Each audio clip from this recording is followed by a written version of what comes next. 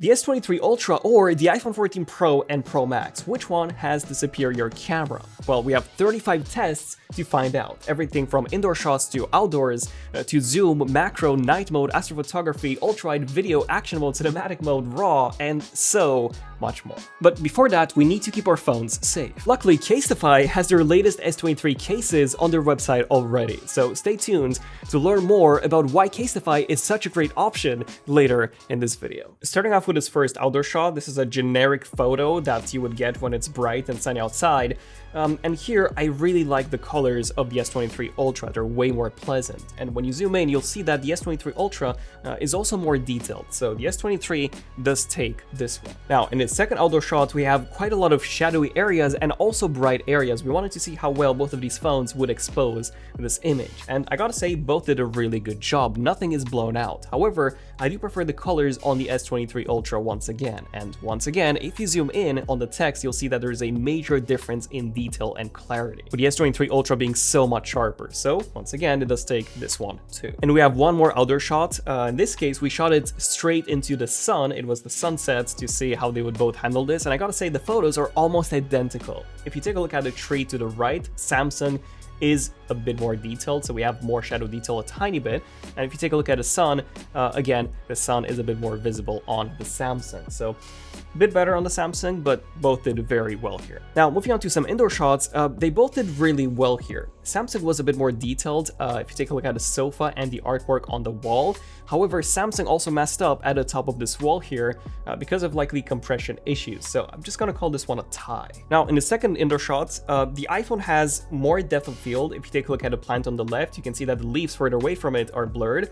However, if you take a look at the Samsung, it is significantly sharper. Just take a look at the plants on the right. And the nothing ear stick, you can actually almost read the text, whereas on the iPhone it's more blurry. The HomePod Mini is also sharper on the Samsung, so yeah, definitely Samsung in terms of sharpness. I do think that Samsung is a bit too vibrant, but overall, the S23 Ultra does take this one. So what about zoom? They both have a 3x optical zoom lens, so let's see which one is better. And here, it seems like, well, there's a significant difference in favor for the iPhone. Take a look at how much clearer the image is and how much more detail we have in the shadows. So I don't know why, but the S23 really messed up here. iPhone easily takes it. Now, the thing is, the Samsung also has a second optical zoom lens, which is a 10x module. And we actually got some very interesting results here. Of course, the Samsung was better. If you take a look at the bridge, it was much sharper. But if you take a look at this building here, the iPhone was actually very close. So I'm honestly very impressed, considering that the iPhone was just using the 3x lens and then zooming in digitally, whereas the Samsung was fully optically. So yeah, Samsung takes this one, but the iPhone was just really close. And then we also tested 30x zoom. This would be digital on both. The iPhone actually maxes out at 15x digital, and then we zoomed in twice in post, whereas the Samsung can actually do up to 100 digital zoom. And here, the Samsung definitely wins. It is sharper, but again, take a look at how close the iPhone was, considering that it doesn't have any greater optical zoom lens than just 3x. Then we tested portrait mode with our model Ren at Diva Shiba Ren. Both detected her as a pet, which was great, but the biggest difference was the individual hairs, the separation on her fur, which Samsung did it perfectly. The iPhone really didn't do that. However, the iPhone managed to blur her fur gradually, which was very impressive. That's likely thanks to that LiDAR module. However, the iPhone messed up on the left-hand side as it got a random object in the frame, so Samsung definitely wins here. Moving on to the portrait person test, this was once again taken with that 3x zoom module on both, and there was actually a pretty big difference between the two when it came to the shape of my face, and then also in terms of the processing of my face. Now, when it came to the background separation, the iPhone did a better job this time. Samsung got the leaves on the right in focus where they shouldn't have been, and same goes for the leaves at the top. Although I do much prefer the hair separation on the Samsung. Absolutely flawless here. But because of these mistakes, the iPhone definitely wins here. Then we tested the ultra-wide modules, and this was very good on both. We had the same field of view on both phones.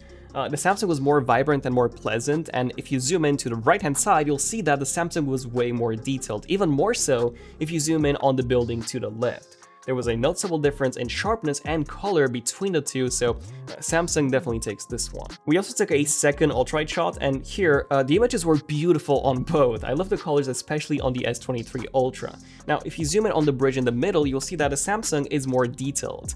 If you take a look at the buildings on the left, once again the Samsung is sharper and more detailed, as if the Samsung had a higher resolution sensor, but in fact they're both 12 megapixels, so Samsung takes this one once again. We also took an indoor ultra-wide shot, and there was actually a massive difference here. Just look at the highlights, completely blown out on the iPhone. Yeah, the highlights issues still haven't been fixed, whereas if you take a look at the Samsung, everything was perfectly exposed, especially the floor, which was interesting enough, blown out on the iPhone as well, and the pavement outdoors. And if you take a look at the plants, they were also sharper on the Samsung. So Samsung, once again, takes this one. Now, quickly taking a break from the analysis, we have Casetify to thank for sponsoring today's video with their brand new range of S23 cases. Casetify focuses on 3 key things. Number 1, customization. If you're keeping something on you all day, it needs to look stylish. So Casetify's wide variety of options will have you covered. From different styles to brand partnerships, you can customize a case to even have your own images or add a monogram. Number 2, protection. Style won't keep your phone safe, but Casetify will, with their very own EcoShock inner lining, which has an 8.2 feet drop protection, as well as raised bezels to make sure that your phone always stays off the ground.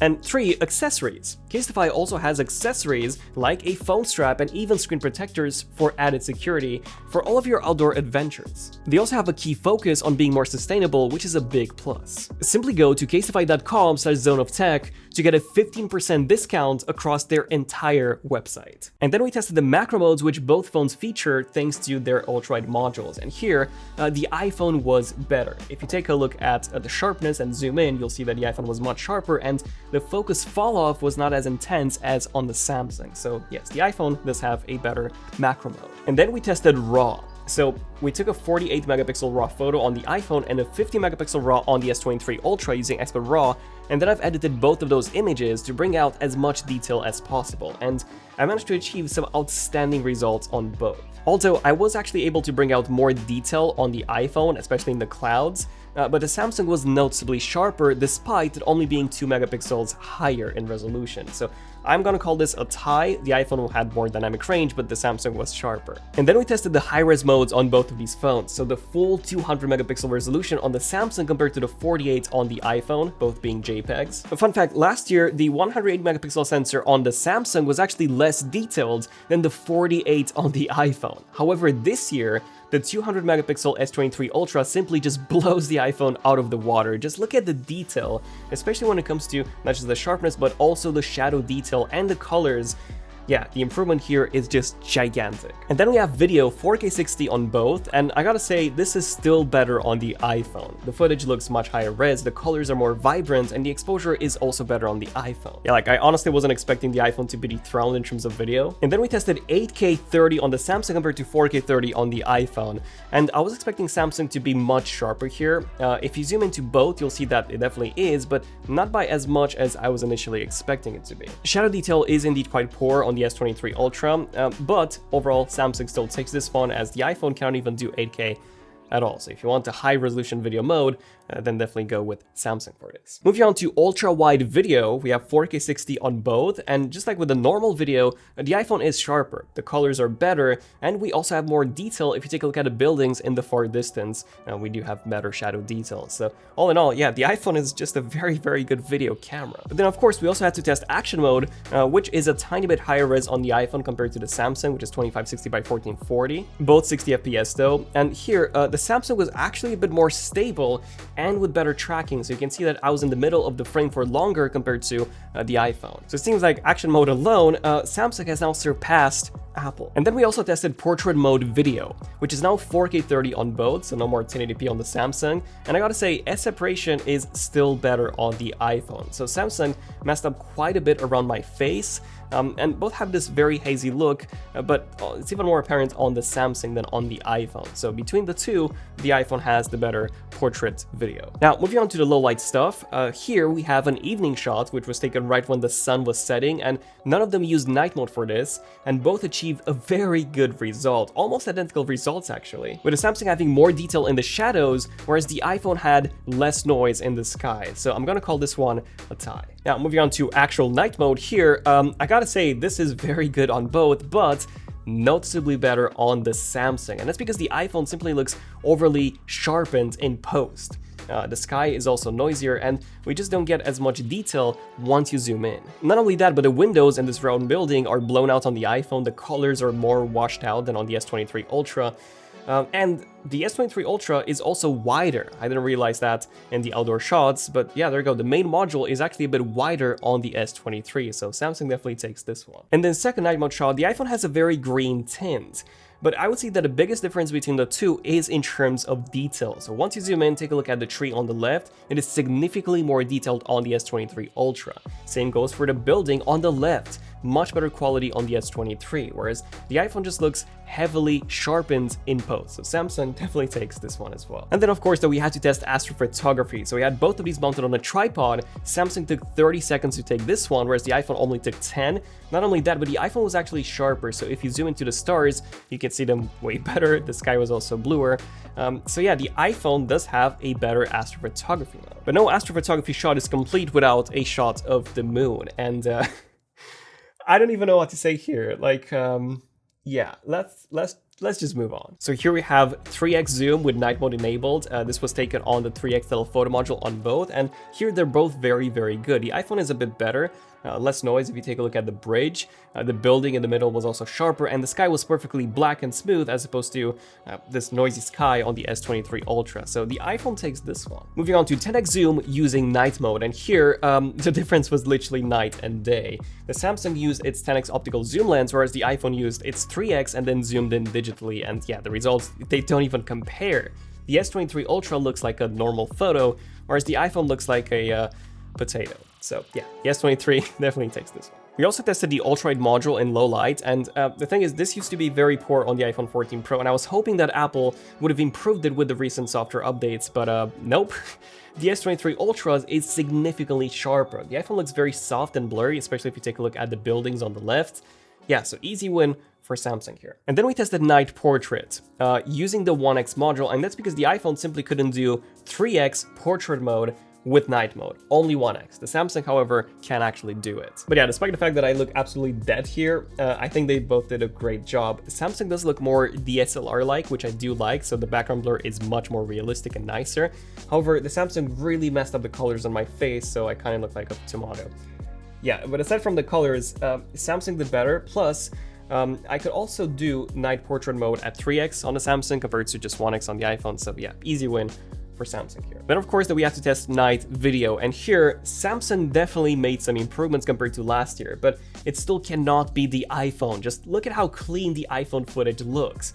Samsung also messed up heavily when it transitioned to those brighter buildings. Like, we had a ton of noise here. I don't know what happened. The iPhone was just perfect here, and significantly sharper if you look at the buildings, and with also much better exposure. So yeah, the iPhone is still the video king. Now, when it comes to the front-facing camera, we have this front daytime shot with the sun behind me, so this was quite a difficult one to handle, and as you probably guessed it, the iPhone blew out the highlights once again. So sadly, no improvements here at all since September. The iPhone just blows the highlights almost all the time.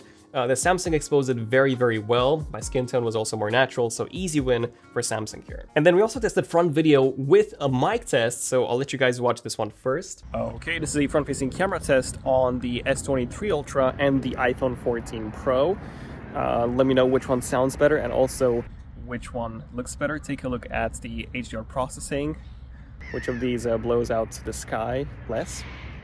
But yeah, let me know. What do you guys think? Okay, so the iPhone had better HDR processing and also a wider angle too. Now, audio-wise, there was more background noise on the iPhone, but the audio was also clearer, as on the Samsung, the audio felt a bit too heavily processed.